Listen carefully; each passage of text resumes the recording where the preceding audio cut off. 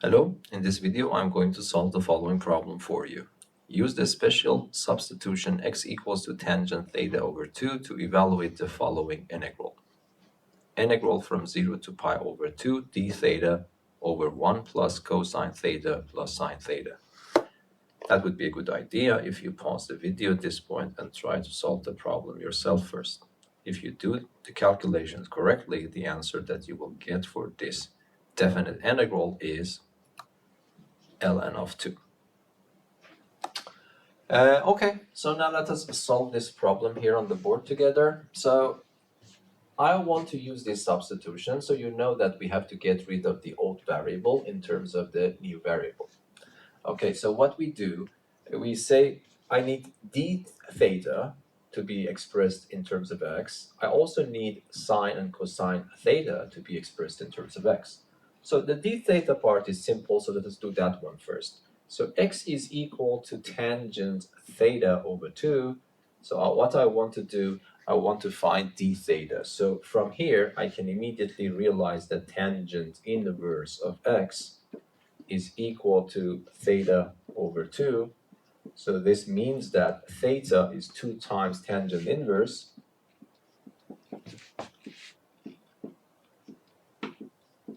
And then I need d theta, so I differentiate it. So d theta becomes equal to the derivative of tangent inverse is simply 1 over 1 plus x squared. And I have a factor of 2, and I also have dx here. So this is d theta. But now I need to express sine and cosine in terms of x. So what I do, for example, for sine theta, I can write 2 sine theta over 2 cosine theta over 2. This is the famous formula. If I have 2 sine of an angle, cosine of an angle, this becomes sine of the 2 times of that angle. And then what I do, I divide everything by cosine and I multiply by cosine. So this becomes 2 sine theta over 2 divided by cosine theta over 2.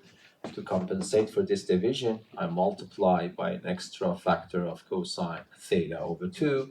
And then this simply becomes tangent theta over 2 with a factor of 2 tangent of theta. And then if I ask what cosine theta to the power of 2 is, it is just simply 1 over 1 plus tangent theta over 2 squared.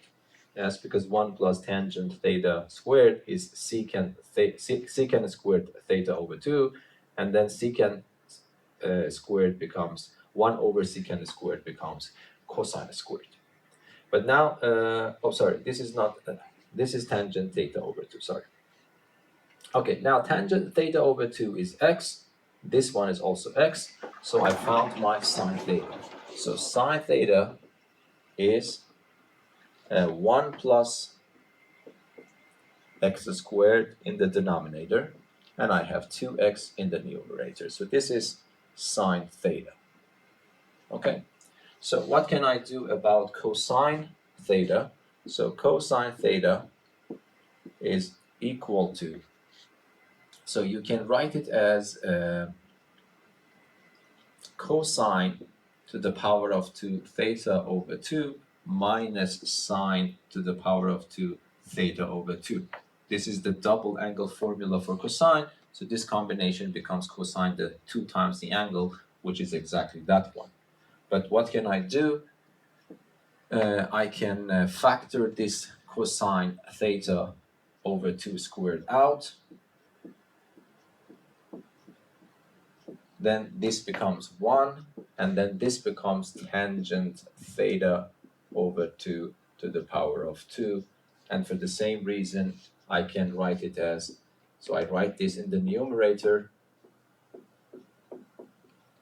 and I bring it down and write it 1 plus tangent theta over 2 squared.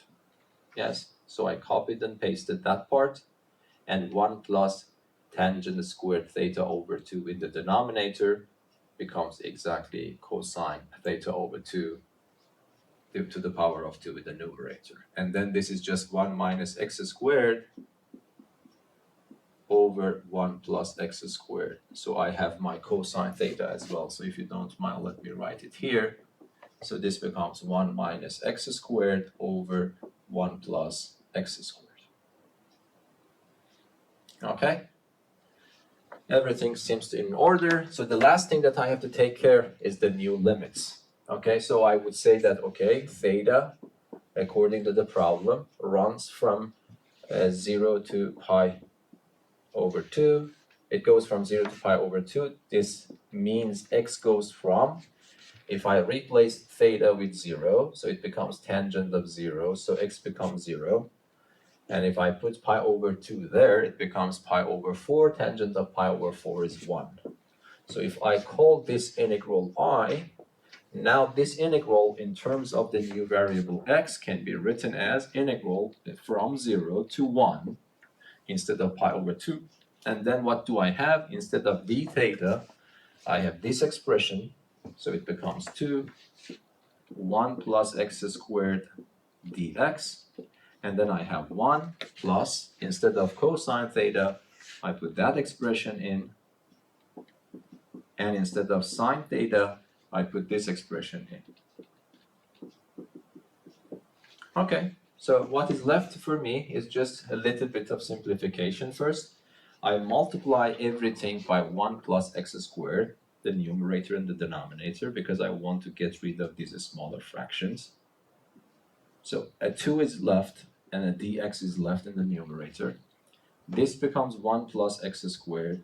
This becomes 1 minus x squared, and this becomes just simply 2x. And then the good news is that this and that are completely gone, and then you see that this becomes a very simple integral, because 2 and this 1 plus 1 becomes 2. I can factor a 2 out. That will cancel this 2. So finally, I will have 0 to 1 dx over x plus 1. But that's also a simple integral. This becomes ln of absolute value of x plus 1 goes from 0 to 1. So I put 1 instead. It becomes ln of absolute value 2, which is just ln of 2. And I put 0 there. It becomes ln of absolute value of 1, which is 0. Then I subtract them. So the answer to this integral is ln of 2 minus 0, which, as we are supposed to reach at, is ln of 2. Okay, so I hope that this video was useful for you. Until the next video, be safe and goodbye. Thank you.